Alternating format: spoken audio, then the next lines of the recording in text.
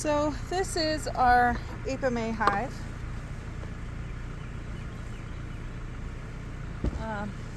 We were able to put a wooden box on top, so that's what we did. I have my honey super right there.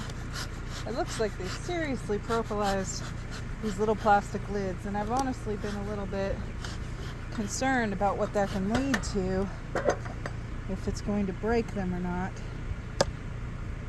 Oh, I guess not, they just popped. So even though I have a queen excluder underneath of it, I always make sure that my queen isn't here anyway. I don't want her to be on the lid. See, propylized.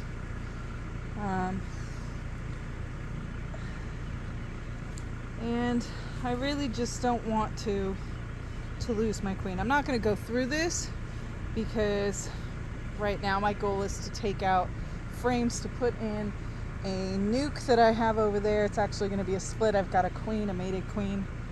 But if you look just from the top, you can see it's full of bees. So this is a good donor hive. In fact, if you really look, I don't know what you can see and can't, but in here, that's all capped honey. Nectar turned into honey. They dehydrate the nectar, and so I'm going to be extracting that soon. Looks like they're still building out on these two frames over here, but for the most part, this is all capped honey. So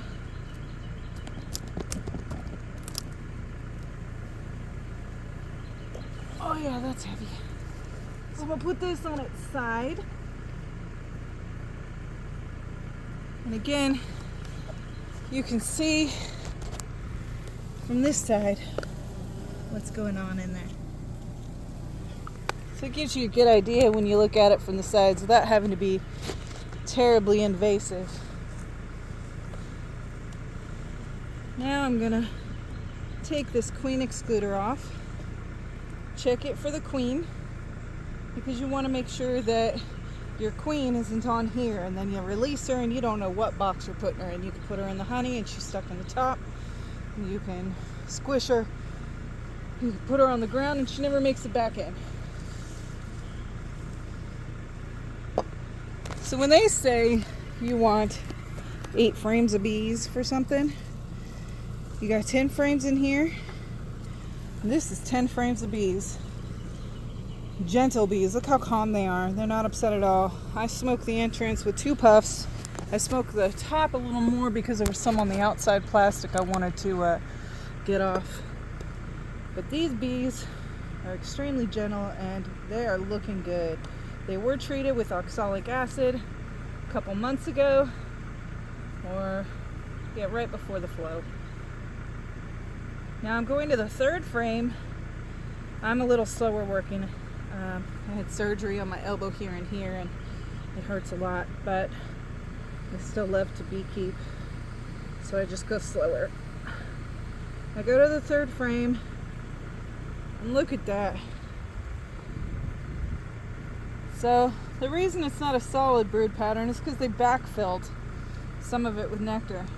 You can also see your drone comb right here. I don't see any queen cells, so that's good. So we can make sure a couple times that the queen is not on this frame. I do not want to remove my queen. So it's got a little bit of open brood right in here. You can actually blow on them to get them to move a little bit. So, and I actually see eggs in this area. They're little tiny grains of rice. So now we're going to double check that there isn't anything on here I don't want on here, aka my queen.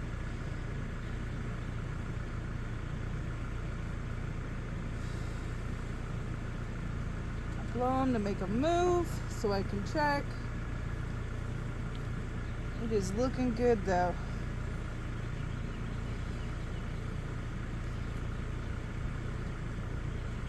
And this is how you choose a frame.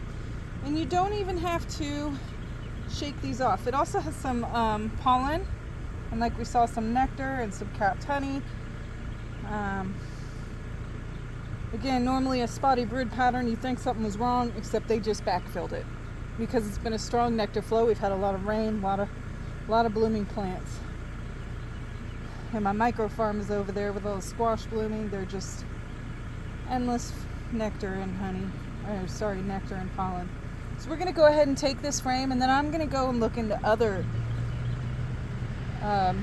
hives to see what we can find, because I don't want to take too much from the one.